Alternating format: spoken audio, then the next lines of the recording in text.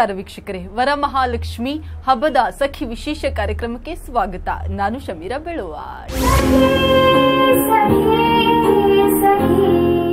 ವೀಕ್ಷಕರೇ, ಭಾರತೀಯ ಸಂಸ್ಕೃತಿಯಲ್ಲಿ ಬರುವಂತಹ ಎಲ್ಲಾ ಹಬ್ಬಗಳಲ್ಲಿ ಕೂಡ ವರಮಹಾಲಕ್ಷ್ಮಿ ಹಬ್ಬ ಕೂಡ ಒಂದು ಪ್ರಮುಖವಾದ ಹಬ್ಬ ಅಂತಾನೆ ಹೇಳಬಹುದು. ಅದರಲ್ಲಿ ಕೂಡ ಕರ್ನಾಟಕ ಹಾಗೂ ಆಂಧ್ರ ಪ್ರದೇಶದಲ್ಲಿ ವರಮಹಾಲಕ್ಷ್ಮಿ ಹಬ್ಬವನ್ನ ಅತ್ಯಂತ ವಿಜೃಂಭಣೆಯಿಂದ ಆಚರಿಸಲಾಗುತ್ತೆ. ಅಲ್ಲದೆ ಮನೆಯಲ್ಲಿರುವ ಗೃಹಿಣಿಯರು ವರಮಹಾಲಕ್ಷ್ಮಿ ಹಬ್ಬದ ದಿನ ನಮ್ಮ ಮನೆಯಲ್ಲಿ ಲಕ್ಷ್ಮಿನ ಯಾವ ರೀತಿಯಾಗಿ ಅಲಂಕರಿಸಬೇಕು, ಯಾವ ರೀತಿಯಾಗಿ ಶೃಂಗಾರ ಮಾಡಬೇಕು, ಪಕ್ಕದ ಮನೆಯವರಿಗಿಂತ ಯಾವ ರೀತಿಯಾಗಿ ಯುನೀಕ್ ಆಗಿ ನಮ್ಮನೆಯ ಲಕ್ಷ್ಮಿ ಕಾಣಬೇಕು, ಇವೆಲ್ಲ ಯೋಚನೆಗಳನ್ನ ಮಾಡ್ತಾ ಇರ್ತಾರೆ. ನೀವು ಕೂಡ ಒಂದು ವೇಳೆ ಈ ಯೋಚನೆಯನ್ನ ಮಾಡ್ತಾ ಇದ್ದೀರಾ, ನಿಮ್ಮ ಮನಸ್ಸಿನಲ್ಲೂ ಕೂಡ ಒಂದು ಡೌಟ್ ಇದೆ ಅಂತ ಹೇಳಿ ಆದ್ರೆ ಖಂಡಿತವಾಗಿಯೂ ನಿಮ್ಮ ಡೌಟ್ ಗಳಿಗೆ ಇವತ್ತು ನಾವು ಫುಲ್ ಸ್ಟಾಪ್ ಹಾಕ್ಲಿಕ್ಕಿದ್ದೀವಿ. ಯಾಕಂತ ಹೇಳಿದ್ರೆ ಇವತ್ತು ನಮ್ ಜೊತೆ ಶಾಲಿನಿ ಅವರು ನಮ್ ಜೊತೆ ಇದ್ದಾರೆ. ನಮಸ್ಕಾರ ಶಾಲಿನಿ ಅವರೇ, ಕಾರ್ಯಕ್ರಮಕ್ಕೆ ಸ್ವಾಗತ. ಎಸ್ ಶಾಲಿನಿ ಅವರು, ಈಗ ವರಮಹಾಲಕ್ಷ್ಮಿ ಹಬ್ಬದ ಪ್ರಮುಖ ಮಹತ್ವಗಳು ಏನು ಅಂತ ನೀವು ವೀಕ್ಷಕರಿಗೆ ಹೇಳಿಕ್ಕೆ ಇಷ್ಟಪಡ್ತೀರಾ? ವರಮಹಾಲಕ್ಷ್ಮಿ ಹಬ್ಬವನ್ನ ಹೆಚ್ಚಿನ ಭಾಗದಲ್ಲಿ ಮೈಸೂರು ಪ್ರಾಂತ್ಯದಲ್ಲಿ ಹೆಚ್ಚಾಗಿ ಆಚರಿಸ್ತಾರೆ, ವಿಜೃಂಭಣೆಯಿಂದ ಆಚರಿಸ್ತಾರೆ.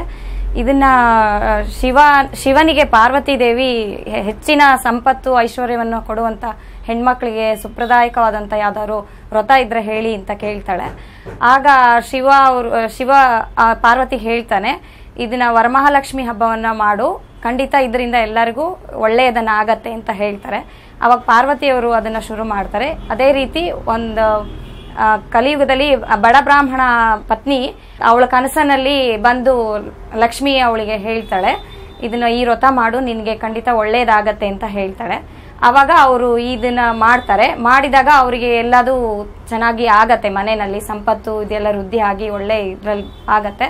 ಆಗ ಅವರನ್ನ ಎಲ್ಲರೂ ಕೇಳ್ತಾರೆ, ಇದು ಹೇಗಾಯ್ತು ಅಂತ ಕೇಳಿದಾಗ ಅವರು ಹೇಳ್ತಾರೆ, ಲಕ್ಷ್ಮೀ ದೇವಿ ನನಗೆ ಕನಸಿನಲ್ಲಿ ಬಂದು ಈ ವ್ರತವನ್ನ ಮಾಡು, ನಿನಗೆ ಒಳ್ಳೇದಾಗತ್ತೆ ಅಂತ ಹೇಳ್ತಾಳೆ. ಆಗ ಆಕೆ ಇದನ್ನ ಮಾಡ್ತಾಳೆ. ಈಗ ಅದನ್ನ ಎಲ್ಲರೂ ಪ್ರತಿಯೊಂದು ಮನೆಯಲ್ಲೂ ಸಾಂಪ್ರದಾಯಿಕವಾಗಿ ಆಚರಿಸ್ಕೊಳ್ತಾ ಬರ್ತಾ ಇದ್ದಾರೆ.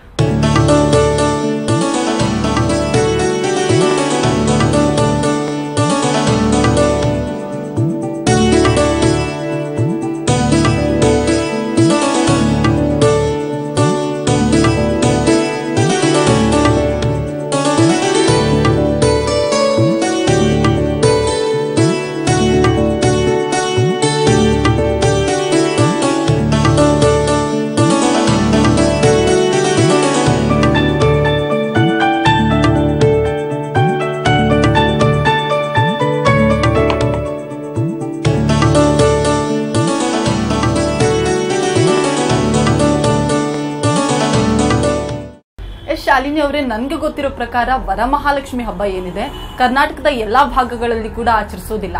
ಕೆಲವೊಂದ್ ಕಡೆಯಲ್ಲಿ ತುಂಬಾನೇ ವಿಜೃಂಭಣೆಯಾಗಿ ಆಚರಿಸ್ತಾರೆ. ಯಾವ ಭಾಗದಲ್ಲಿ, ಉದಾಹರಣೆಗೆ ಬೆಂಗಳೂರು ಇರಬಹುದು, ಮೈಸೂರು ಇರಬಹುದು, ಇಲ್ಲಿ ಹೆಚ್ಚಾಗಿ ಆಚರಿಸ್ತಾರೆ ಅಂತ ಹೇಳಿ ಆದ್ರೆ ಯಾವ ರೀತಿಯಾಗಿ ಜನರು ವಿಜೃಂಭಣೆಯಿಂದ ಆಚರಿಸ್ತಾರೆ ಅಂತ? ಹೆಚ್ಚಾಗಿ ಮೊದಲು ಎಲ್ಲ ಹಳೆ ಜನಗಳೆಲ್ಲ ಏನು ಅಂದ್ರೆ ತುಂಬಾ ಸಂಪ್ರದಾಯವಾಗಿ ಹೂವು, ಹಣ್ಣು, ಮಾವಿನ ತೋರಣ ಎಲ್ಲದನ್ನು ಕಟ್ಟಿ ಮನೆಯೆಲ್ಲ ಶುಭ್ರ ಮಾಡಿ ಎಲ್ಲದೂ ಚೆನ್ನಾಗಿ ಆಚರಿಸ್ತಾ ಇದ್ರು. ಇವಾಗಿನ ಒಂದು ಇದ್ರೊಳಗೆ ಏನಾಗಿದೆ ಅಂತಂದ್ರೆ ಎಲ್ಲ ಫಾಸ್ಟ್ ಯುಗ. ಇವಾಗ ಎಲ್ಲಾರ್ಗೂ ಅಷ್ಟೆಲ್ಲ ಮಾಡ್ಕೊಳ್ಳೋಷ್ಟು ಮೊದ್ಲೆಲ್ಲ ಈಸಿಯಾಗಿ ಸಿಗ್ತಾ ಇತ್ತು. ಎಲ್ಲ ತೋಟಗಳಿರ್ತಾ ಇತ್ತು, ತಗೊಂಡ್ ಬಂದು ಆಮೇಲೆ ಒಟ್ಟು ಕುಟುಂಬ ಇರ್ತಾ ಇತ್ತು. ಹೆಚ್ಚಿನದಾಗಿ ಎಲ್ಲಾರು ಸೇರ್ಕೊಂಡು ಖುಷಿಯಾಗಿ ಆಚರಿಸ್ತಾ ಇದ್ರು. ಆದ್ರೆ ಈಗಿನ ಕಾಲದಲ್ಲಿ ಎಲ್ಲಾರು ಅವ್ರವರೇ ಸಪರೇಟ್ ಆಗಿ ಇರ್ತಾರೆ, ಅವರಿಗೆಲ್ಲ ಸಮಯ ಇರೋದಿಲ್ಲ. ಎಲ್ಲ ಮಹಿಳೆಯರು ಹೌದು ಮಹಿಳೆಯರು ಹೆಚ್ಚಾಗಿ ಎಲ್ಲ ಹೊರಗಡೆ ಹೋಗ್ಲೇಬೇಕಾದಂತ ಒಂದು ಸಂದರ್ಭಗಳಿದೆ. ಹಾಗಾಗಿ ಈಗ ಏನಾಗ್ತಾ ಇದೆ ಅಂತಂದ್ರೆ ಆ ಹಳೆ ಇದನ್ನ ಬಿಟ್ಬಿಟ್ಟು ಇವಾಗ ಹೊಸದು ಪ್ರಾರಂಭ ಮಾಡಿದ್ದಾರೆ. ಅಂದ್ರೆ ಅಲಂಕೃತವಾಗಿ ತೋರಣಗಳನ್ನು ಮಾಡ್ಕೊಳ್ತಾರೆ, ಕೆಲವೊಬ್ರು ರಂಗೋಲೆಗಳನ್ನ ಮಾಡ್ಕೊಳ್ತಾರೆ, ಮನೆಯಲ್ಲಿ ಹೊಸ ಸೀರೆ ಅಂದ್ರೆ ಲಕ್ಷ್ಮಿಗೆ ಅಂತಾನೆ ಹೊಸ ರೇಷ್ಮೆ ಸೀರೆ ತರ್ತಾರೆ, ಅದನ್ನ ಆಕೆಗೆ ಅಲಂಕಾರವಾಗಿ ಉಡಿಸ್ತಾರೆ. ಅದ್ರ ಜೊತೆಗೆ ಪ್ರತಿಯೊಂದು ನಾವು ಹೇಗೆ ಅಲಂಕಾರ, ಒಂದ್ ಮದುವೆ ಹೆಣ್ಣಿಗೆ ಹೇಗೆ ಅಲಂಕಾರ ಮಾಡ್ಕೊಳ್ತೀವಿ ಅದೇ ರೀತಿ ಲಕ್ಷ್ಮಿಗೂ ಕೂಡ ಅಲಂಕಾರವನ್ನ ಮಾಡ್ತಾರೆ.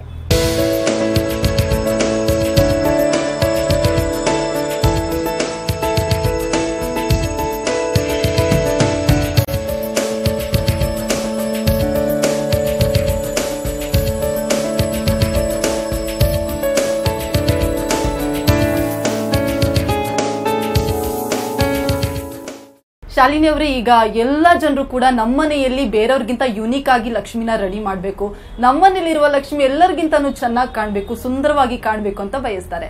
ನೀವು ಯಾವ ರೀತಿಯಾಗಿ ಡೆಕೋರೇಟ್ ಮಾಡಬಹುದು ಅಂತ ಹೇಳ್ತೀರಾ? ಯಾವ ರೀತಿಯಾಗಿ ಲಕ್ಷ್ಮಿಯನ್ನ ಶೃಂಗರಿಸ್ತೀರಾ?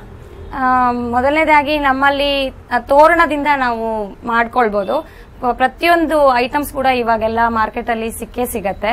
ಅದನ್ನ ಇಚ್ಛೆ ಇರೋರು ಅಥವಾ ಕಲೆ ಗೊತ್ತಿರೋರು ಅದನ್ನ ತಂದ್ಬಿಟ್ಟು ಮಾಡಬಹುದು. ಮಾಡ್ಲಿಕ್ಕೆ ಎಲ್ಲಾ ಪರಿಕರಗಳು ಸಿಗತ್ತೆ, ಐಟಮ್ಸ್ ಗಳೆಲ್ಲ ಸಿಗತ್ತೆ. ಇವಾಗ ಕುಂದನ್ ಆಗಿರ್ಬೋದು, ಬೀಡ್ ಲೈನ್ ಆಗಿರ್ಬೋದು, ಎಲ್ಲಾ ಐಟಮು ಸಿಗತ್ತೆ. ಇವಾಗ ಎಲ್ಲಾರ್ಗೂ ಇವಾಗ ಮನೆಯಲ್ಲೇ ನಾವಾಗೆ ಮಾಡಿ ಹಬ್ಬವನ್ನ ಗ್ರ್ಯಾಂಡ್ ಆಗಿ ಆಚರಿಸಬೇಕು ಅನ್ನೋದು ಪ್ರತಿಯೊಬ್ಬರಿಗೂ ಆಸೆ ಇರುತ್ತೆ. ಆ ತರದಲ್ಲಿ ತೋರಣ ಮಾಡ್ಬೋದು. ಆಮೇಲೆ ಬ್ಯಾಕ್ ಸೈಡ್ ಗೆಟಪ್ ಕೊಡ್ಲಿಕ್ಕೋಸ್ಕರ ಪ್ರಭಾವಳಿಗಳನ್ನು ಮಾಡಬಹುದು. ಆಮೇಲೆ ಲಕ್ಷ್ಮಿಗೆ ಹಾಕುವಂತ ಹಾರಗಳನ್ನು ಕೂಡ ನಾವು ಮಣಿ ಎಲ್ಲ ಸೇರಿಸ್ಬಿಟ್ಟು ಹೆಣಿಬಹುದು. ಆಮೇಲೆ ಡಾಬು ಕೂಡ ಅದೇ ರೀತಿ ಮಣಿಲಿ ಹೆಣಿಬಹುದು. ಕುಂದನ್ಗಳಿಂದ ರಂಗೋಲೆಗಳನ್ನು ಮಾಡಬಹುದು. ಆಮೇಲೆ ಆ ಕಡೆ ಈ ಕಡೆ ಬಾಳೆಕಂಬ ಇಡ್ಲಿಕ್ಕೂ ಅಲಂಕಾರದ ವಸ್ತುಗಳನ್ನೆಲ್ಲ ಪ್ರತಿಯೊಂದಕ್ಕೂ ಅಲಂಕಾರದ ವಸ್ತುಗಳು ಇವಾಗ ಸಿಗತ್ತೆ. ಎಲ್ಲಾ ವರ್ಗದವರೆಗೂ ನಮ್ಮಲ್ಲಿ ಎಲ್ಲ ಐಟಮ್ಸ್ ಗಳು ಸಿಗತ್ತೆ. ಅಂದ್ರೆ ಹೇಗೆ ಅಂದ್ರೆ ಕೆಲವೊಬ್ಬರಿಗೆ ಹೆಚ್ಚಾಗಿ ಖರ್ಚು ಮಾಡಿ ಮಾಡುವಂತ ಶಕ್ತಿ ಇರುತ್ತೆ, ಅವರುಗಳೆಲ್ಲ ಮಾಡ್ತಾರೆ. ಅವ್ರುಗಳನ್ನ ನೋಡಿದಾಗ ಕಡಿಮೆ ವರ್ಗದವ್ರಿಗೆ ಏನಿರುತ್ತೆ, ನಮ್ಮಲ್ಲೂ ಅದೇ ತರ ಮಾಡ್ಬೇಕು ಅನ್ನೋದು ಆಸೆ ಇರುತ್ತೆ. ಆದ್ರೆ ಅವ್ರಿಗೆ ಅದನ್ನೆಲ್ಲ ಕೊಂಡ್ಕೊಳ್ಳೋ ಶಕ್ತಿ ಇರಲ್ಲ. ಹಾಗಾಗಿ ನಮ್ಮಲ್ಲಿ ಅಂಥವ್ರು ಕೂಡ ಎಲ್ಲಾ ಅಲಂಕಾರ ವಸ್ತುಗಳನ್ನ ತಗೊಂಡು ಅವರು ಸಂತೋಷವಾಗಿ ಅವರಷ್ಟಲ್ಲದೆ ಇದ್ರೂ ಅವ್ರ ಮನಸ್ಸಿಗೆ ತೃಪ್ತಿ ಆಗೋ ಹಾಗೆ. ಅಂದ್ರೆ ನೀವು ಅವ್ರಿಗೆ ಕಡಿಮೆ ಬೆಲೆಯಲ್ಲಿ ಕೊಡ್ತೀರಾ ಹೇಗೆ? ಕಡಿಮೆ ಬೆಲೆ ಅಂದ್ರೆ ನಮ್ಮಲ್ಲಿ ಸ್ಟಾರ್ಟಿಂಗ್ ಪ್ರೈಸ್ ನಾವು 60 ರೂಪೀಸ್ ಆ ತರ ರೇಂಜ್ ಇಂದ ಇರುತ್ತೆ. ಅದೆಲ್ಲ ಇವಾಗ ಯಾರಿಗೂ ಭಾರ ಅಂತ ಅನ್ಸೋದಿಲ್ಲ. ಯಾಕಂದ್ರೆ ಇವಾಗಿನ ಬೆಳೀತಾ ಇರೋ ಯುಗದಲ್ಲಿ ತರಕಾರಿ ಬೆಲೆ ಕೂಡ ಅಷ್ಟಾಗಿದೆ. ಹಾಗಂತ ಅದನ್ನು ಯಾರು ಬಿಡೋದಿಲ್ಲ. ಇದನ್ನು ಎಲ್ಲಾರ್ಗೂ ಖುಷಿಯಾಗಿ ವರ್ಷಕ್ಕೆ ಒಂದ್ಸಲ ಆಚರಿಸುವಂತ ಹಬ್ಬ ಇದು. ಹಾಗಾಗಿ ಎಲ್ಲರೂ ಇದಕ್ಕೋಸ್ಕರ ಕಾಯ್ತಾ ಇರ್ತಾರೆ. ಯಾಕಂದ್ರೆ ವರ್ಷಕ್ಕೆ ಒಂದ್ಸಲ ಎಲ್ಲಾ ಜನಗಳು ಇದನ್ನ ಆಚರಿಸ್ತಾರೆ. ಅಥವಾ ಅವ್ರು ಮಾಡ್ಬೇಕು ಇವ್ರು ಮಾಡ್ಬೇಕು ಅನ್ನೋ ಒಂದು ಸಂಪ್ರದಾಯ ಇಲ್ಲ. ಇದು ಎಲ್ಲಾ ವರ್ಗದ ಜನಗಳು ಇದನ್ನ ಸಂತೋಷವಾಗಿ ಆಚರಿಸ್ತಾರೆ. ಹಾಗಾಗಿ ನಮ್ಮಲ್ಲಿ ಎಲ್ಲಾ ತರದ ವಸ್ತುಗಳು ಸಿಗತ್ತೆ.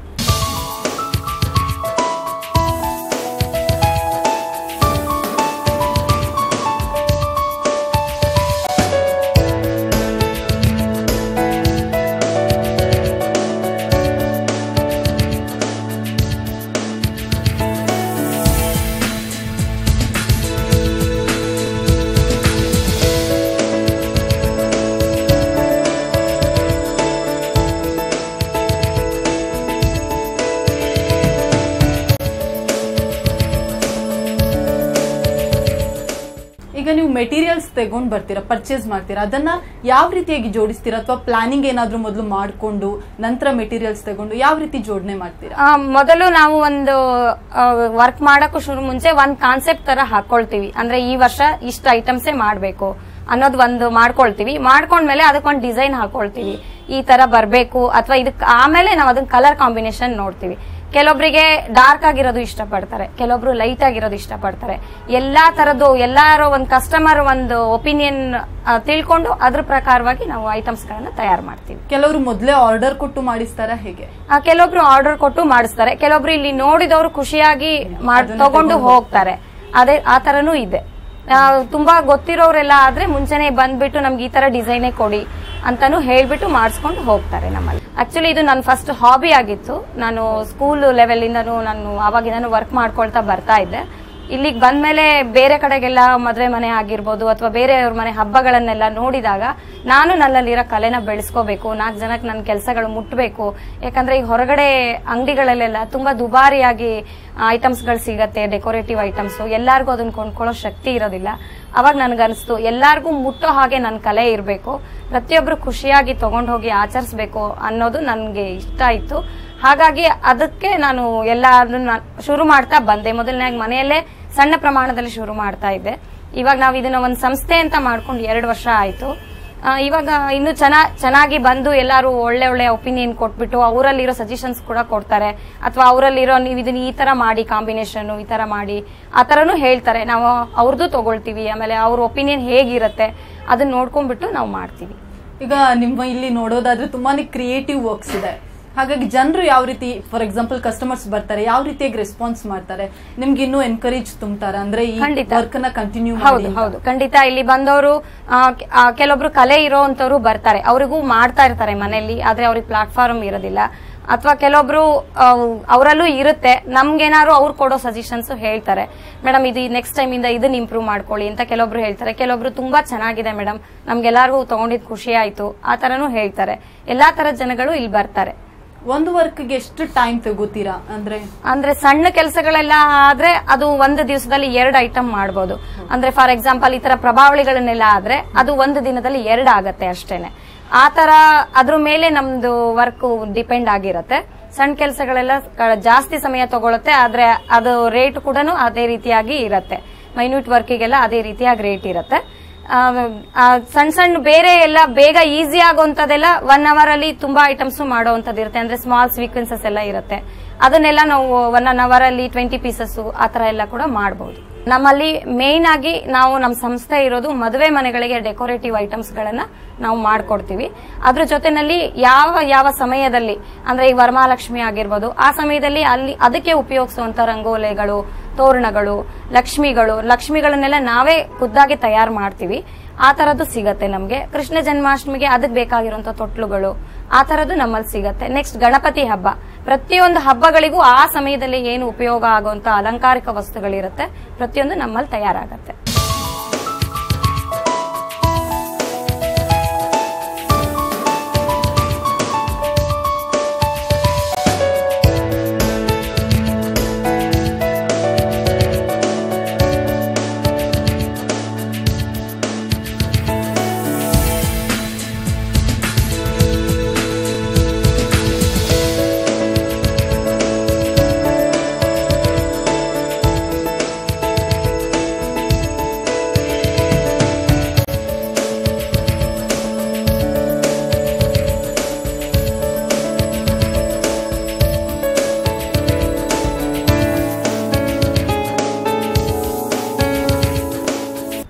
ವೀಕ್ಷಕರೇ, ವರಮಹಾಲಕ್ಷ್ಮಿ ಹಬ್ಬದಲ್ಲಿ ಲಕ್ಷ್ಮಿಯನ್ನ ಯಾವ ರೀತಿಯಾಗಿ ಅಲಂಕರಿಸಬಹುದು ಇವೆಲ್ಲದರ ಬಗ್ಗೆ ಹೆಚ್ಚಿನ ಮಾಹಿತಿಯನ್ನ ತಿಳ್ಕೊಳ್ಳೋಣ. ಅದಕ್ಕೂ ಮೊದಲು ಒಂದು ಪುಟ್ಟ ಬ್ರೇಕ್.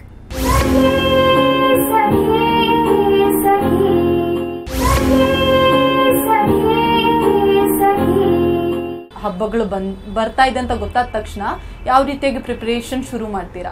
ನಾವು ಇದನ್ನ 6 ಮಂತ್ಸ್ ಬ್ಯಾಕ್ ಇಂದಾನೆ ಸ್ಟಾರ್ಟ್ ಮಾಡ್ತೀವಿ. ಯಾಕೆಂದ್ರೆ ನಮ್ಗೆ ಸಮಯ ತುಂಬಾ ಕಡಿಮೆ ಇರುತ್ತೆ. ಈ ಶ್ರಾವಣ ಮಾಸ ಶುರು ಆಯ್ತು ಅಂದ್ರೆ ಹಬ್ಬಗಳ ಸುರಿಮಳೆ ಎಲ್ಲಾರ್ಗೂ ಗೊತ್ತಿರುತ್ತೆ.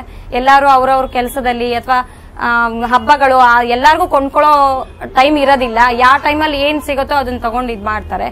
ಹಾಗಾಗಿ ಎಲ್ಲಾ ತರದ್ದು ನೋಡ್ಕೊಂಡ್ಬಿಟ್ಟು ನಾವು ಒಂದು 6 ಮಂತ್ಸ್ ಇಂದ ಇದನ್ನ ಪ್ರಿಪರೇಷನ್ ಸ್ಟಾರ್ಟ್ ಮಾಡಿರ್ತೀವಿ. ನೀವಾಗ್ಲೇ ಹೇಳಿದ್ರಿ ವರಮಹಾಲಕ್ಷ್ಮಿ ಹಬ್ಬ ಅಂದ ತಕ್ಷಣ ಸೀರೆ ಉಡೋದಿಕ್ಕೂ ಜನರು ನಿಮ್ಗೆ ಆರ್ಡರ್ ಅನ್ನ ಕೊಡ್ತಾರೆ. ಅಂದ್ರೆ ಬೇರೆ ಬೇರೆ ಯಾವ ರೀತಿ ಆರ್ಡರ್ಸ್ ನಿಮ್ಗೆ ಸಿಗುತ್ತೆ? ನಮ್ಮಲ್ಲಿ ಹೆಚ್ಚಾಗಿ ಮನೆಗೆ ಬಂದು ಮಾಡಿಸ್ಕೊಳ್ಳಿಕ್ಕೆ ಶಕ್ತಿ ಇಲ್ದಿರೋಂಥವ್ರು ನಮ್ಮಲ್ಲೇ ಬಂದು ಅವರು ಕಳಸ ತಮ್ಗೆ ಏನಿರತ್ತೆ ಅದನ್ನೆಲ್ಲ ತಗೊಂಡ್ ಬಂದು ನಮ್ಗೆ ಸೀರೆ ಉಡಿಸ್ಕೊಡಿ, ನಮಗೂ ಹಬ್ಬ ಚೆನ್ನಾಗಿ ಮಾಡ್ಬೇಕು ಅನ್ನೋದು ಇಷ್ಟ ಇರುತ್ತೆ. ಪಾಪ ಅವ್ರಿಗೆ ಬರ್ತಾ ಇರಲ್ಲ. ಅವಾಗ ನಾವೇನ್ ಮಾಡ್ತೀವಿ, ನಾನ್ ಖಂಡಿತ ಇಲ್ಲಿ ಎಲ್ಲಾರ್ಗು ಮಾಡ್ಕೊಡ್ತೀನಿ. ನಾನ್ ಸೀರೆ ಉಡ್ಸಿ ಕೊಡ್ತೀನಿ. ಆಮೇಲೆ ಕೆಲವೊಬ್ರು ಸೀರೆ ಉಡ್ಸೋ ಪದ್ಧತಿಗಳಿರೋದಿಲ್ಲ, ಬರೀ ಕಳಸ ಪೂಜೆ ಮಾಡ್ತಾರೆ. ಆಗ ಅವರು ಮುಖಗಳಿಗೆ ಅಲಂಕಾರಗಳನ್ನ, ಸ್ಟೋನ್ ಅಲ್ಲಿ ಅಲಂಕಾರಗಳನ್ನ ಮಾಡಿಸ್ಕೊಂಡು ಹೋಗ್ತಾರೆ.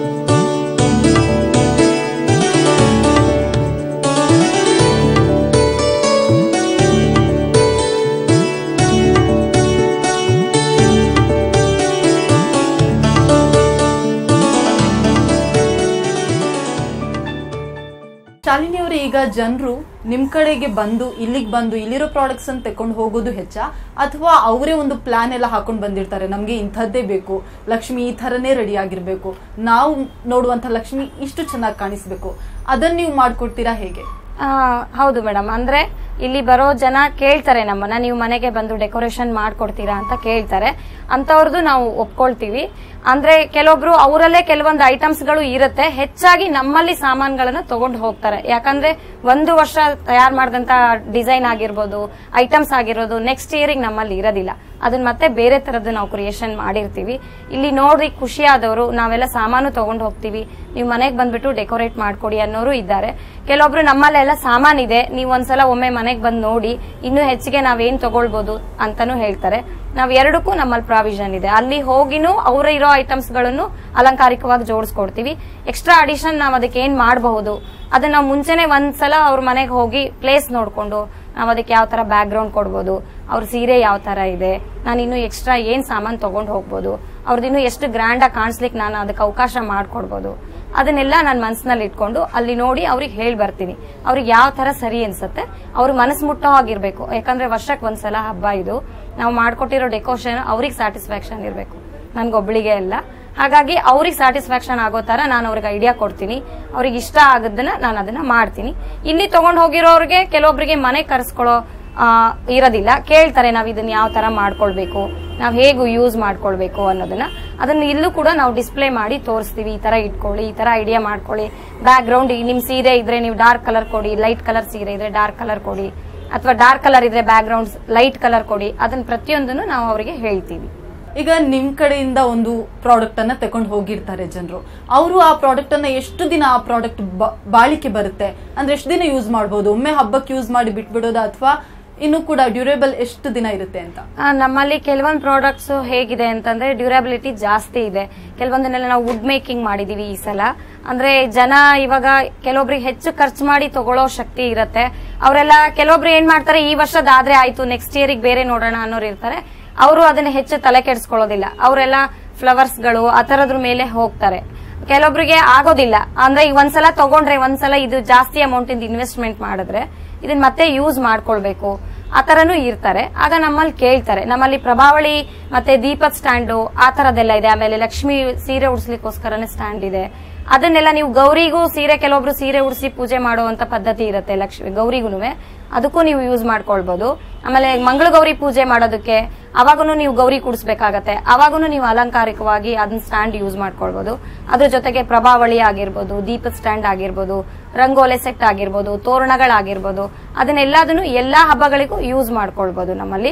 ಆಮೇಲೆ ಕುಂದನ್ ವರ್ಕಿಂದೆಲ್ಲ ನಾವು ನಿಮ್ಗೆ 2 ವರ್ಷ ತನಕನೂ ನೀವೆಲ್ಲಾ ಹಬ್ಬಗಳಿಗೆ, ಅಂದ್ರೆ ಮನೇಲಿ ಒಂದ್ ಸಣ್ಣ ಗೃಹ ಪ್ರವೇಶ ಆಗಿರ್ಬೋದು, ಸತ್ಯನಾರಾಯಣ ಪೂಜೆ ಆಗಿರ್ಬೋದು, ಅಥವಾ ಅನಂತ ಪದ್ಮನಾಭ ವ್ರತ ಆಗಿರ್ಬೋದು, ಆ ತರದಕ್ಕೆ ಎಲ್ಲದಕ್ಕೂ ತಗೊಳ್ಬಹುದು. ಅಂದ್ರೆ ನೀವು ತಗೊಳ್ಳುವಾಗ ಒಂದ್ 2-3 ಡಿಸೈನ್ಸ್ ಸೆಲೆಕ್ಷನ್ ಮಾಡ್ಕೊಂಡು ತಗೊಂಡಾಗ ಅದನ್ನ ಆಲ್ಟರ್ನೇಟಿವ್ 1 by 1 ನೀವು ಬೇರೆ ಬೇರೆ ತರ ಅರೇಂಜ್ ಮಾಡೋದನ್ನು ನಾವು ತೋರಿಸ್ಕೊಡ್ತೀವಿ. ಯಾಕಂದ್ರೆ ಬಂದವರು ಮನೆಗೆ ಕುಂಕುಮಕ್ಕೆ ಬಂದವರಾಗಿರ್ಬೋದು, ರಿಲೇಟಿವ್ಸ್ ಆಗಿರ್ಬೋದು, ನೋಡ್ತಾರೆ ಇವ್ರು ಯಾವ ತರ ಹೊಸಾದ್ ಮಾಡಿದ್ದಾರೆ, ಏನ್ ಮಾಡಿದ್ದಾರೆ. ಯಾವಾಗ್ಲೂ ನಮ್ಮಲ್ಲಿ ಇರೋ ವಸ್ತುಗಳಿಂದನೇ ಹೆಚ್ಚಾಗಿ ಯಾವ ತರ ಕ್ರಿಯೇಟ್ ಮಾಡಬೇಕು ಅನ್ನೋದನ್ನ ಪ್ರತಿಯೊಂದು ಹೆಣ್ಮಕ್ಳು ಕಲ್ತ್ಕೊಂಡಿದ್ರೆ ಖಂಡಿತ ಈಸಿ ಆಗತ್ತೆ. ನಾವು ಅದನ್ನ ತುಂಬಾ ಸಲನು ಯೂಸ್ ಮಾಡಬಹುದು.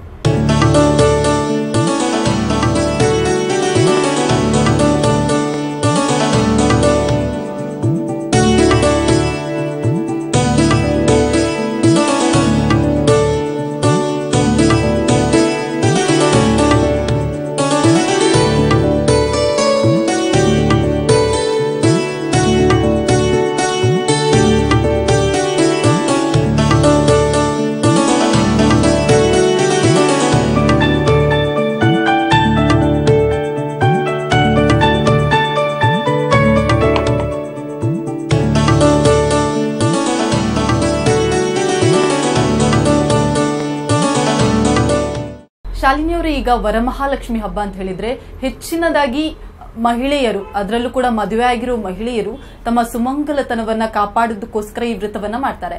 ಯಾವ ರೀತಿಯಾಗಿ ವ್ರತಗಳನ್ನೆಲ್ಲ ಆಚರಿಸ್ತಾರೆ, ಅಂದ್ರೆ ಇಡೀ ದಿನ ಹೇಗಿರುತ್ತೆ ಅಂತ? ಆವತ್ತಿನ ದಿವಸ ಎಲ್ಲರೂ ಬೆಳಗ್ಗೆ ಬೇಗ ಹೇಳ್ತಾರೆ, ಎದ್ಬಿಟ್ಟು ಅಭ್ಯಂಜನ ಮಾಡ್ಕೊಂಡು ರೇಷ್ಮೆ ಸೀರೆ ಉಟ್ಕೊಂಡು, ಅದಕ್ಕೂ ಮುಂಚೆನೆ ಬಾಗ್ಲಿಗೆ ತೋರಣಗಳನ್ನೆಲ್ಲ ಕಟ್ಕೊಂಡು ದೊಡ್ಡದಾಗಿ ರಂಗೋಲೆ ಎಲ್ಲ ಹಾಕೊಳ್ತಾರೆ ಬಾಗ್ಲಿಗೆ.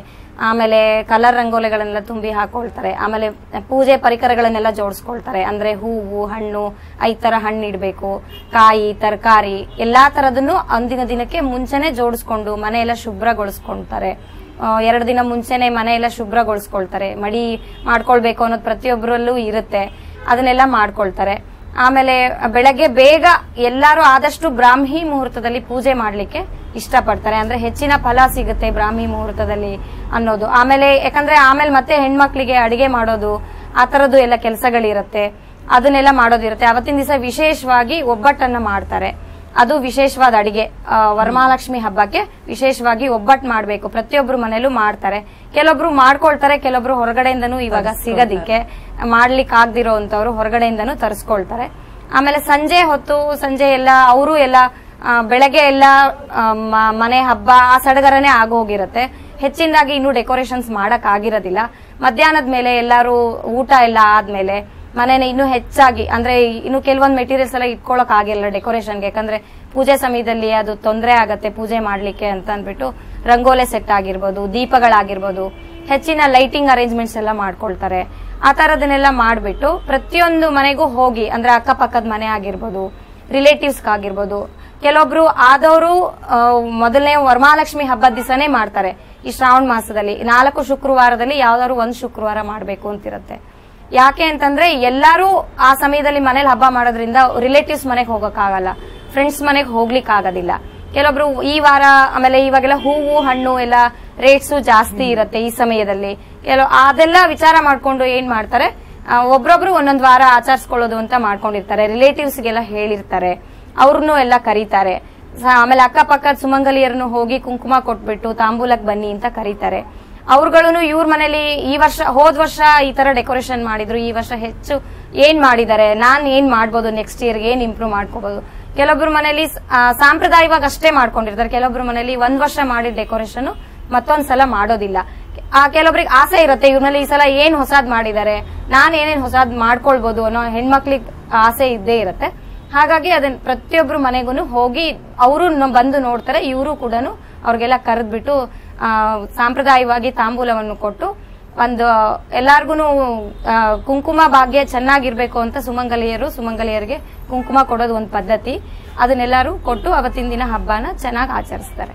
ಹೌದು, ಹಾಗಾದ್ರೆ ಈ ರೀತಿ ಮಾಡೋದ್ರಿಂದಾಗಿ ನಮ್ಮ ಹಬ್ಬಗಳಿರಬಹುದು, ಎಲ್ಲಾ ಹಬ್ಬಗಳಲ್ಲೂ ಕೂಡ ನಮ್ಮ ಭಾರತೀಯ ಸಂಸ್ಕೃತಿ ಖಂಡಿತವಾಗಿ ಉಳಿಯುತ್ತೆ ಅಂತ ಹೇಳ್ತೀರಾ ನೀವು? ಹೌದು ಹೌದು ಮೇಡಮ್, ಇದನ್ನ ಹೆಚ್ಚು ಮಾಡಿದಷ್ಟು ನಮ್ಮ ಸಂಪ್ರದಾಯವನ್ನ ನಾವೇ ಉಳಿಸಿದ ಹಾಗೆ ಆಗತ್ತೆ. ಈಗಿನ ಒಂದು ಎಲ್ಲ ಮಕ್ಳುಗಳು ಟಿವಿ ರಿಮೋಟು ಅದು ಇದು ಅದ್ರಲ್ಲೇ ವಿಡಿಯೋ ಗೇಮ್ಸ್ ಮೊಬೈಲು ಅದ್ರಲ್ಲೇ ಮುಳುಗೋಗಿರ್ತಾರೆ. ಇದನ್ನೆಲ್ಲ ಯಾಕೆ ನಾವು ವಿಜೃಂಭಣೆಯಿಂದ ಆಚರಿಸಬೇಕು ಅಂತಂದ್ರೆ ಮುಂದಿನ ಬರೋ ಪೀಳಿಗೆಗಳಿಗೆ ನಮ್ಮ ಸಂಪ್ರದಾಯ ಏನಿತ್ತು ನಾವು ಇದನ್ನ ಮಾಡ್ಕೊಂಡು ಹೋಗ್ಬೇಕು ಅನ್ನೋ ಆಸೆಗಳು ಆ ಮಕ್ಕಳಿಗೆ ಬರಬೇಕು. ಅದಕ್ಕೆ ಬಂದವರು ಹಾಡು ಹಸೆ ಕಲ್ತಿರೋ ಅಂತವ್ರು ಮನೆಗೆ ಸಂಜೆ ಕುಂಕುಮಕ್ಕೆಲ್ಲ ಬಂದಾಗ ಹಾಡು ಹೇಳ್ಸೋದು ಅದೆಲ್ಲ ಹಿಂದೆನೂ ನಡೀತಾ ಇತ್ತು, ಇವಾಗೂ ಹೇಳ್ತಾರೆ. ಅಂದ್ರೆ ಮಕ್ಕಳಿಗೆ ಗೊತ್ತಾಗ್ಬೇಕು ಇದನ್ನ ಯಾಕೆ ಮಾಡ್ತಾರೆ. ಈಗೆಲ್ಲ ಒಬ್ರೊಬ್ರೆ ಬೆಳೀತಾ ಇರ್ತಾರೆ, ಬರೀ ಸ್ನೇಹಿತರು ಮಾತ್ರ ಇರ್ತಾರೆ, ಬಂಧುಗಳು ಅನ್ನೋದು ಅವರಿಗೆ ಅಟ್ಯಾಚ್ಮೆಂಟೇ ಇರೋದಿಲ್ಲ. ಇವಾಗ ಹಿಂಗೆಲ್ಲ ಆದಾಗ ಎಲ್ಲರೂ ಒಟ್ಟಿಗೆ ಸೇರ್ ಮಾಡಿದಾಗ ತುಂಬಾ ಖುಷಿಯಾಗಿರುತ್ತೆ. ಅದಕ್ಕೋಸ್ಕರ ಇದನ್ನೆಲ್ಲರೂ ಚೆನ್ನಾಗಿ ಮಾಡ್ಬೇಕು ಅಂತ ವಿಜೃಂಭಣೆಯಿಂದ ಮಾಡ್ತಾರೆ. ಶಾಲಿನಿ ಅವರು, ಇವತ್ತು ನಮ್ಮ ಈ ಸಖಿ ಕಾರ್ಯಕ್ರಮಕ್ಕೆ ಬಂದು ನೀವು ವರಮಹಾಲಕ್ಷ್ಮಿ ಹಬ್ಬದ ಅನೇಕ ವಿಶೇಷತೆಗಳನ್ನ ಹೇಳಿದ್ರಿ, ಅದರ ಜೊತೆಗೆ ಡೆಕೋರೇಷನ್ ಬಗ್ಗೆ ಕೂಡ ಹೇಳಿದ್ರಿ. ಧನ್ಯವಾದ ನಿಮ್ಗೆ. ಧನ್ಯವಾದಗಳು. ವೀಕ್ಷಕರೇ, ವರಮಹಾಲಕ್ಷ್ಮಿ ಹಬ್ಬ ಅಂದ್ರೆ ಏನು, ಅದರ ವಿಶೇಷತೆಗಳೇನು, ಅದನ್ನು ಯಾವ ರೀತಿಯಾಗಿ ಆಚರಿಸ್ತಾರೆ, ಇವೆಲ್ಲದ್ರ ಬಗ್ಗೆ ಇವತ್ತು ನಾವು ನಿಮಗೆ ಸಖಿ ಕಾರ್ಯಕ್ರಮದಲ್ಲಿ ಎಲ್ಲಾ ಮಾಹಿತಿಯನ್ನ ನೀಡಿದ್ದೇವೆ ಅಂತ ತಿಳ್ಕೊಳ್ತೀನಿ. ಇದೇ ಈ ಹೊತ್ತಿನ ವಿಶೇಷ. ನೋಡ್ತಾ ಇರಿ ಸಮಯ ಸಮಾಚಾರ ನಿರಂತರ.